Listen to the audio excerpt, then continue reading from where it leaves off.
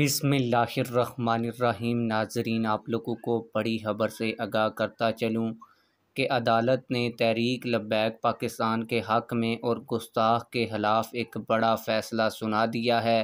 तहरीक लब्बैक पाकिस्तान के कौन से वकील ने इस इलेक्शन को लड़ा, इस शख्स ने क्या गुस्ताखी की थी और इस शख्स के ख़िलाफ़ क्या फ़ैसला सुनाया गया, अदालत के क्या रिमार्क्स थे, आज की इस वीडियो में आप लोगों को डिटेल के साथ बताऊंगा। लेकिन वीडियो शुरू करने से पहले आप लोगों से एक छोटी सी रिक्वेस्ट भी है कि अगर आपने अभी तक हमारे इस चैनल को सब्सक्राइब नहीं किया हुआ तो चैनल को लाजमी से सब्सक्राइब कर लें ताकि आने वाली नई वीडियोज़ आप लोगों को बर वक्त मिलती रहें।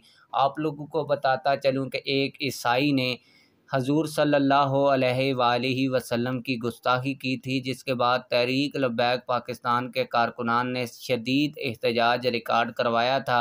एहतजाज रिकॉर्ड करवाने के बाद इस शख्स के ऊपर 295 के तहत FIR और मुकदमा दर्ज हुआ।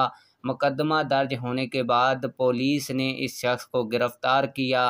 गिरफ़्तार होने के बाद इसके वकील ने ईसाई के लिए जो ज़मानत थी उसके लिए जो है वो हाई कोर्ट से रजू कर रखा था। और तहरीक लब्बैक पाकिस्तान की जानिब से जो वकील थे, तहरीक लब्बैक पाकिस्तान लाहौर के लीगल एडवाइज़र मियां मोहसिन रज़ा एडवोकेट साहब ने दलाइल दिए और उन्होंने कहा कि इस शख्स को किसी भी सूरत ज़मानत नहीं मिलनी चाहिए क्योंकि इसने एक बहुत बड़े जुर्म का इर्तिकाब किया है।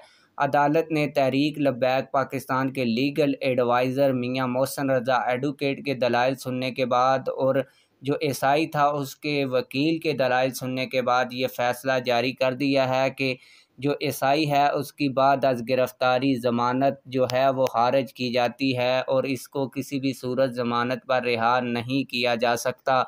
इस हवाले से आप लोगों की क्या राय है, कमेंट सेक्शन में हमें अपनी राय से ज़रूर आगाह कीजिएगा। मिलते हैं किसी और वीडियो में। अल्लाह हाफ़िज़।